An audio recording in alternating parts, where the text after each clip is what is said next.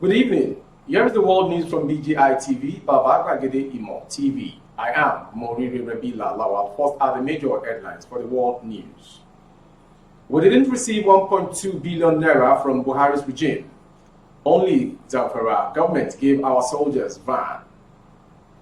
Go after the killers that were Abiodun other security agencies over campus queen's death. Stop paying money promoting banditry in Southeast, Kano tells governors. Nigerian army lacks modern equipment to fight terrorism in Dume. Mama Boko Haram co-defendant jailed for 66 million naira fraud. Notorious kidnapper Wadume sentenced to 7 years imprisonment. Terrorist attack Taraba Catholic Church abducts Catechist. Your brains have been fried. Two-Face slams Nigerians insulting him over impregnating a banker. Electrical fire kills 41 in Egyptian church. Nigeria beats South Korea in Under-20 Women's World Cup. And also, still on sport, some people say that I am successful because of my shoes. Toby Amuson. Now the news in detail.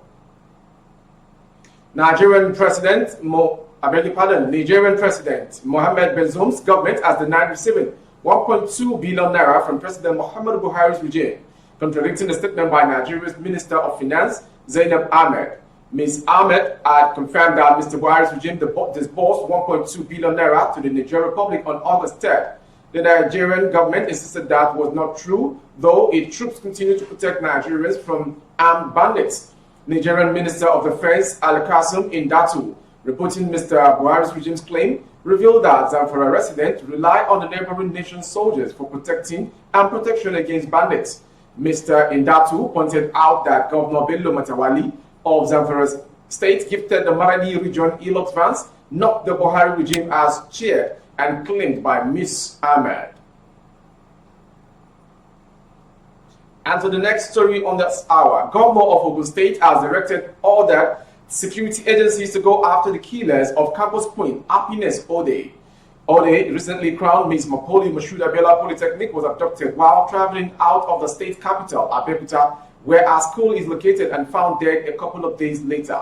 News of her death continues to attract public outcry and threat of protest by students in higher institutions of learning in Ogun State over issues of insecurity, and Governor Abiodun has weighed in.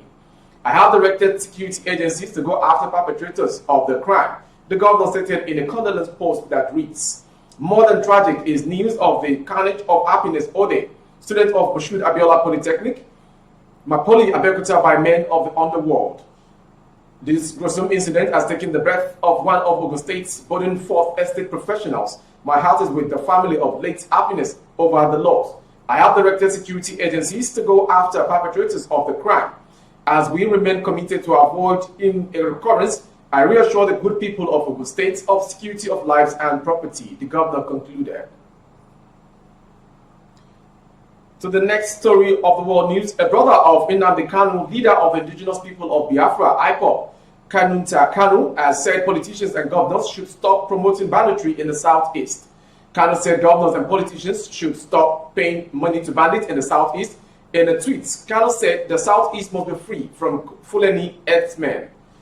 He lamented the bandits have been paid millions and Eastern Security Network ESN has been victimized. According to Kanu, Eastern region must be free from the hands of Fulani kidnappers. The governors, politicians, and elites should stop promoting banditry in southeast by paying money to free abductees. You pay bandits millions, victimize ESN, and encourage the killings of #Biafrans by at HQ Nigerian Army. Several people have been killed in the southeast and blamed on ESN operatives.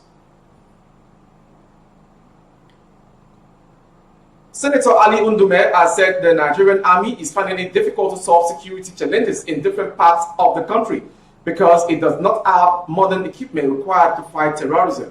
Ali Undume disclosed these in an interview with Channels TV Politics Today.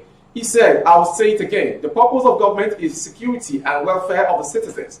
The Nigerian Army does not have the number. They don't have the equipment. They don't have the technology that is required to solve or handle these challenges as we face. The earlier we prioritize this seriously and even declare a kind of state of emergency, in the areas of security and welfare of citizens, the better for us, because that is what the government is all about. The Constitution is very clear that the purpose of government is security and welfare of its citizens. The earlier the government and the people of Nigeria in all arms of government concentrates on making sure that our country is secure and our citizens' welfare is taken care of, the better for us. Video. Tackle this problem within the shortest possible time, and that's why they released those families. As for the Chibok girl, that is also a good development. And as for the action taken by the army, that is an action expected of them. But that goes to show in total that if the army has the number, the equipment, the modern equipment that they require, they can tackle this problem within the shortest possible time. I will say it again. The purpose of government is security and welfare of its citizens. The Nigerian army don't have the number. They don't have the equipment. They don't have the technology that is required to solve or handle these challenges that we have.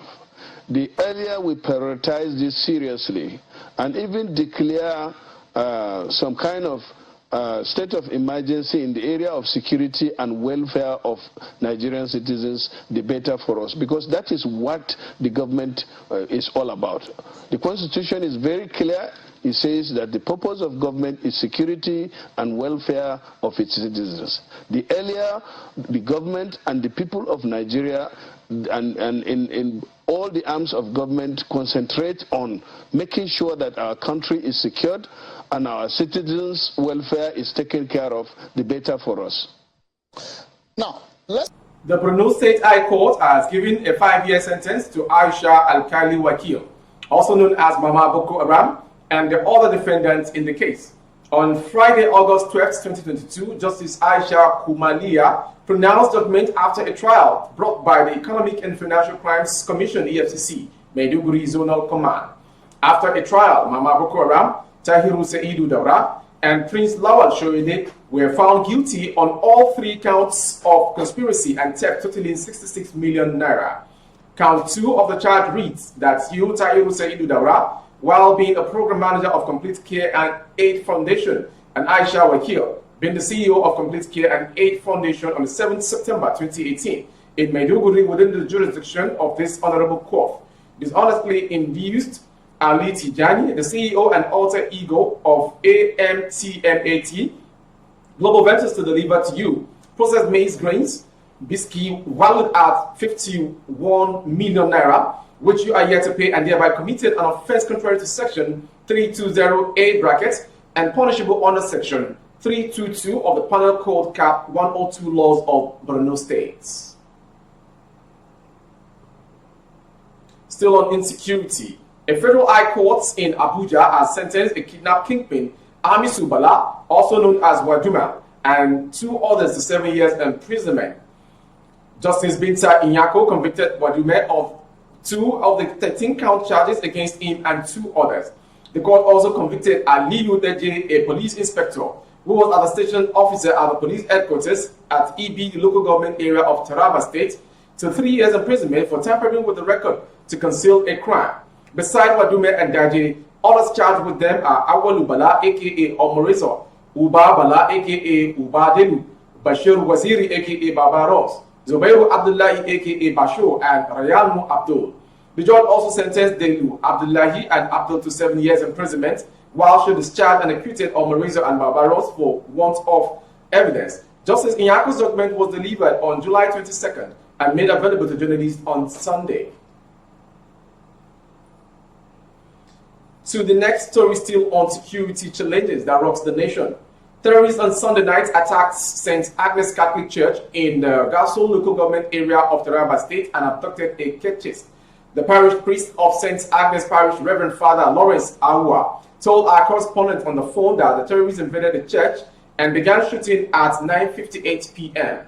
I was in the room when the attackers came and started shooting sporadically and hitting objects on my door. I never responded, and they probably thought I was not around. My Catechist, who was in the church, heard what was happening in the parish house and was coming towards the house when they abducted him, he said. In a related development, government on Sunday afternoon shot one Mr. Teva Shimafaga in Borno, Kurkudi, Bali local government area of the state. Faga was returning from a church service on a motorbike when he was shot and left in his pool of blood. Moving forward on the world news is coming from the entertainment gist. Nigerian singer Two-Face Idibia has slammed Nigerians insulting him over a report that he impregnated a banker. Daily Post had reported that shortly after Two-Face apologized to his wife, Annie, and the children for being a shitty husband and father, report that he impregnated a banker went viral on social media. But Two-Face in a statement on Saturday denied the report and urged Nigerians to disregard the rumor. His wife Annie, while describing the report as fake news, said the rumor began in 2014. However, Two-Face in a post on his Instagram page on Monday prayed to God to forgive the rumor mongers as their brains have been fried.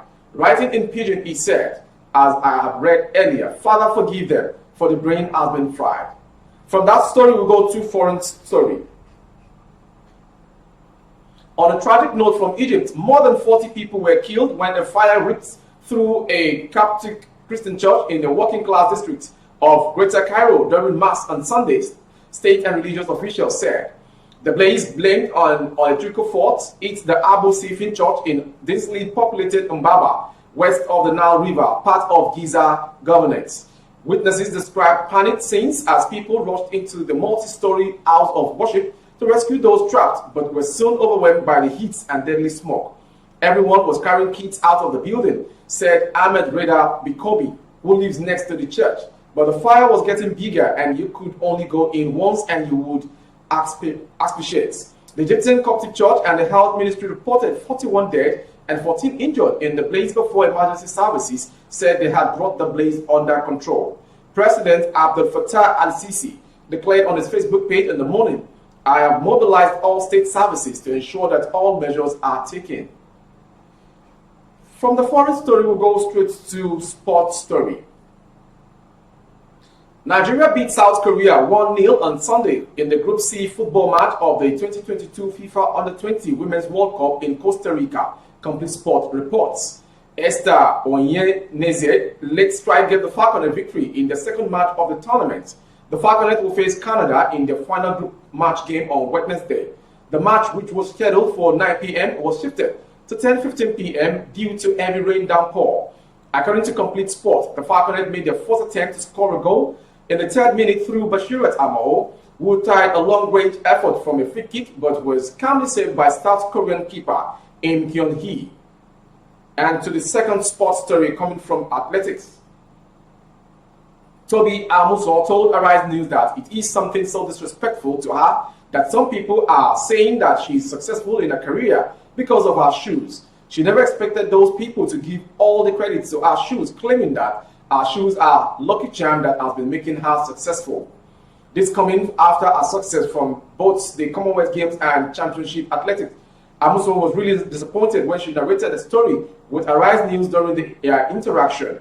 She explained this when one of the Arise News anchors asked her what she has to say about the issue of people saying that it was her shoes that gave her the victory at the Commonwealth Games. She gave a response to deny the fact and the claim that Nigerians should disregard the rumor. That completes the world news from BGI TV. Before we go, some major headlines. We didn't receive 1.2 billion naira donation from Buhari regime. Only Zamfara government gave our soldiers Ãttåck vans.